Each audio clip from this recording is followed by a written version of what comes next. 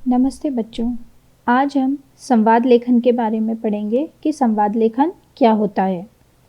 संवाद का मतलब होता है बातचीत, जिसे आप अंग्रेजी में डायलॉग भी कहते हो। तो जब दो लोग आपस में बात करते हैं, उनके बीच में जो कन्वर्सेशन होता है उसे हम संवाद कहते हैं। इसकी परिभाषा हम निम्न तरीके से जान सकते हैं कि दो या दो से अधिक व्यक्तियों के बीच के वार्तालाप या बातचीत को संवाद कहा जाता है। अर्थात जब दो या दो से अधिक व्यक्ति आपस में बात करते हैं तो उसे ही संवाद कहते हैं। संवाद दो लोगों के बीच में होता है या दो से ज़्यादा लोगों के बीच भी हो सकता है। अब हम जानेंगे कि संवाद लेखन किसे कहते हैं। हमें पता है कि संवाद मौखिक होता है, बातचीत मौखिक होती है, लेकिन जब उस मौखिक बात को लिखित रूप दे दिया जाता है तो वो लेखन में बदल जाता है। तो संवाद लेखन जब दो या दो से अधिक व्यक्तियों के बीच की बातचीत को लिखित रूप दिया जाता है तब उसे संवाद लेखन कहते हैं। संवाद लेखन काल्पनिक भी हो सकता है और किसी वार्ता को ज्यों का त्यों भी लिखा जा सकता है। तो आप समझ गए होंगे कि जो मौखिक बातचीत होती है उसका लिखित रूप संवाद लेखन कहलाता है। अब संवाद लेखन काल्पनिक भी हो सकता है, मतलब कोई सिचुएशन, आपको कोई स्थिति ऐसी काल्पनिक दे दी जाती है जिस पर आपको बातचीत लिखनी है, और कभी कभी ऐसा होता है कि जो बातचीत होती है वो आपको जैसी होती वैसी ही लिखनी होती है। अब देखिए, हमें संवाद लिखते समय किन बातों का ध्यान रखना चाहिए। संवाद की भाषा सरल और स्पष्ट होनी चाहिए, क्योंकि संवाद जो होता है वो बहुत ही छोटा और सारगर्भित होता है। इससे उसकी जो भाषा भी होती है वो बहुत ही सरल और स्पष्ट होनी चाहिए। संवाद बोलने वाले का नाम संवाद के आगे लिखा होना चाहिए, यानी जिसका भी डायलॉग है, जिसका भी संवाद है, उस संवाद के आगे उस व्यक्ति का नाम लिखा होना चाहिए। संवाद ना तो छोटे हों और ना ही अधिक लंबे होने चाहिए, क्योंकि अगर छोटे होंगे तो वो स्पष्ट नहीं होंगे और बहुत ज़्यादा बड़े हो जाएंगे तो वो भी अच्छे नहीं लगेंगे। इसलिए संवाद के जो वाक्य होते हैं वो थोड़े ठीक ठीक ही होने चाहिए, ना छोटे और ना ही बड़े। संवाद में रोचकता और सरसता होनी चाहिए। बातचीत अगर रोचक होगी तभी वो प्रभावित करेगी।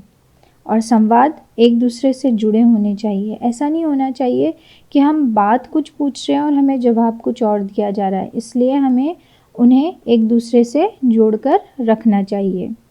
इसके पश्चात हम जानेंगे कि संवाद लेखन का महत्व क्या होता है।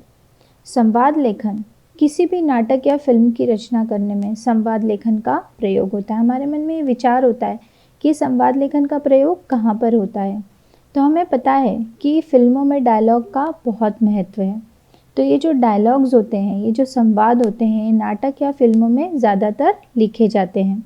संवाद के अभाव में फिल्म या नाटक की कल्पना की भी नहीं जा सकती। आप जानते हैं डायलॉग्स कितने फेमस होते हैं फिल्मों के या नाटकों के, और इनमें अलग से एक डायलॉग राइटर को भी रखा जाता है जो फिल्मों या स्थिति परिस्थितियों के अनुसार डायलॉग या संवाद लेखन करता है। अब देखिए, आगे हम उदाहरण के द्वारा समझेंगे कि संवाद किस प्रकार से लिखा जाता है। संवाद लेखन का उदाहरण हमारा इस पर विषय है कि विद्यालय देर से आने पर अध्यापक और छात्र का संवाद। अब देखिए, अगर छात्र देर से आया है तो अध्यापक और उसके बीच का संवाद कैसा होगा। यहाँ पर ध्यान देने वाली बात यह है कि जो भी संवाद हम लिख रहे हैं उसके आगे अगर छात्र का संवाद है तो उसके आगे छात्र लिखा है, अगर अध्यापक का संवाद है तो उसके आगे अध्यापक लिखा है।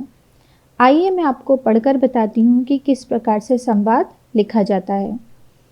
छात्र: गुरुजी, क्या मैं अंदर आ सकता हूँ? अध्यापक: हाँ, आओ रोहन, तुम आधा घंटा देर से आए हो। छात्र: माफ़ कीजिए सर। अध्यापक: लेकिन आज तुम्हें विद्यालय आने में देर क्यों हुई है? छात्र: सर, आज विद्यालय आते समय मुझे रास्ते में एक वृद्ध महिला दिखी जो सड़क तक पार नहीं कर पा रही थी, तो मैं उनकी सड़क पार करवाने में सहायता कर रहा था। अध्यापक: रोहन, ये तुमने बहुत अच्छा काम किया। हमें सदैव दूसरों की सहायता करनी चाहिए। छात्र: धन्यवाद सर। इस प्रकार आप समझ गए होंगे कि जो संवाद लेखन होता है वो किस प्रकार से हमें लिखना चाहिए, उसको लिखने का तरीका क्या है, वो सारगर्भित होना चाहिए और उसकी भाषा सरल और स्पष्ट होनी चाहिए और उसमें रोचकता भी होनी चाहिए। वाक्य एक दूसरे से जुड़े होंगे तभी संवाद लेखन काफ़ी प्रभावी होगा। Thank you.